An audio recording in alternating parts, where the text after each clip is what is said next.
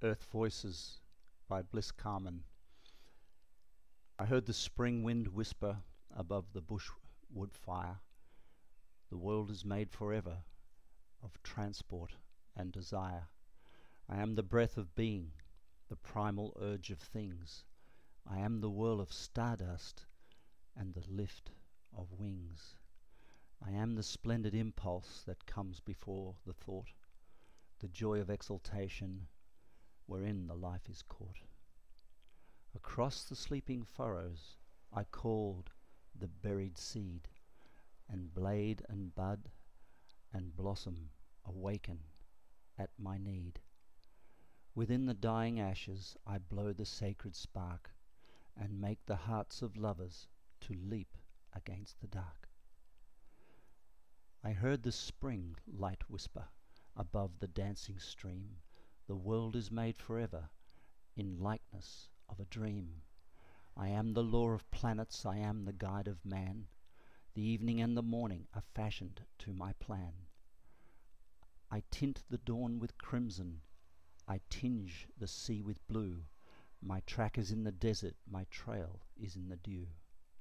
I paint the hills with colour, and my magic dome I light the star of evening to steer the traveller home. Within the house of being I feed the lamp of truth with tales of ancient wisdom and prophecies of youth. I heard the spring rain murmur above the roadside flower, the world is made forever in melody and power. I keep the rhythmic measure that marks the steps of time, and all my toil is fashioned to symmetry and rhyme. I plough the untilted land, I ripe the seeding grass, and fill the leafy forest with music as I pass. I hew the raw rough granite to loveliness of lime, and when my work is finished, behold, it is divine. I am the master builder in whom the ages trust. I lift the lost perfection to blossom from the dust. Then earth to them made answer, as with a slow refrain, born of the blended voices of wind and sun and rain. This is the law of being that links the threefold chain. The life we give to beauty returns to us again. You know, when I work with people and they give me their vision of the future, I have a radar system that helps them and I discover whether they are actually telling a story or telling the truth, an inspired vision. And the way I do that is to simply sit and listen.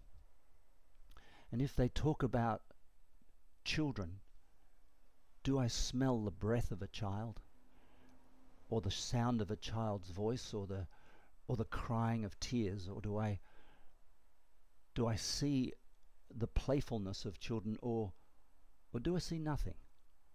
And if somebody talks to me about building a business, do I taste and smell and touch and feel as they describe what they're describing? Do I get a sense of being there?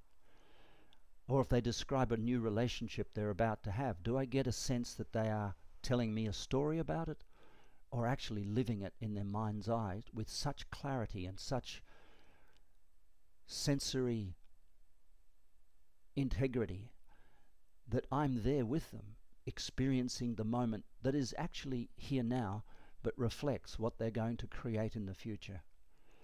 And all too often, when I work with people, they tell me story. And they tell me a story about what they think they'd like, or what they say they'd like, or what they should like. But those stories have no taste. Those stories lack the beauty of a real vision, where somebody sits and talks to you about their favorite place in the world that they've been, and they've made breakfast, and you can smell the toast or the croissant, or you can experience the dal bhat up in Nepal, or the scent of the smoke as it goes through a Nepalese dormitory, and you go there with that person and experience that vision.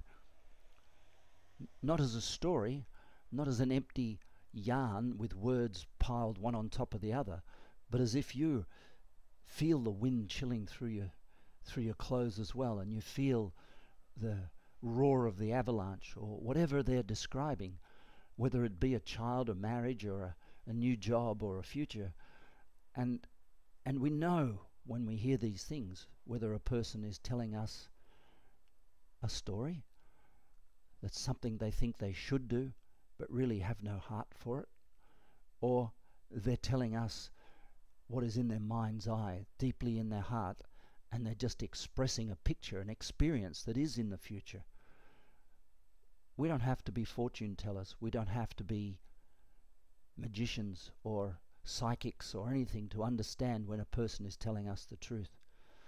If they describe a cake, we taste the cake. If they describe love, we feel the love. If they describe a village, we're in the village. If they describe a journey, we start to feel the tension and the excitement of their journey, not because of elaborate words or poetry lined one word after the other or anything, because they are actually there. And we've been transported way there with them. And we're sitting on a mountaintop, or we're in the middle of the ocean, or we're wrapped around a family dinner with a baby crying, or a dog barking, or something of the sort. Or we're over in some other far-off land helping some people recover from some brutality. And we're there, and we experience the poverty as we describe it. We feel it, or the glory of success as we cross the finishing line. You can hear the difference in a person's tone. You don't have to be a detective. You don't have to be suspicious. Just see whether when they describe an apple, you taste an apple. Or if they describe poverty, you feel the sadness.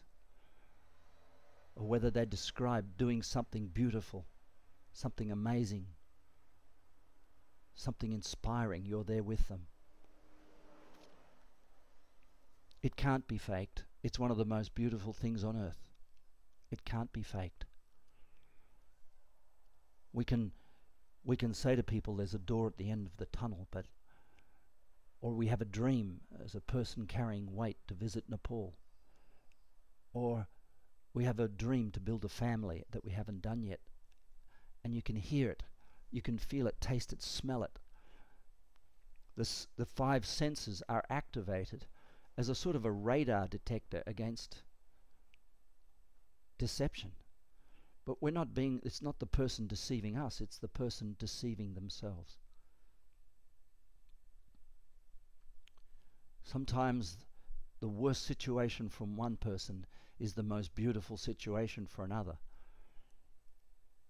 Sometimes something old and disgusting is beautiful and renewing for another person. This is your opportunity to listen to your own tape of your own life and question and ask, am I telling the truth? This is Chris Walker. Bye for now.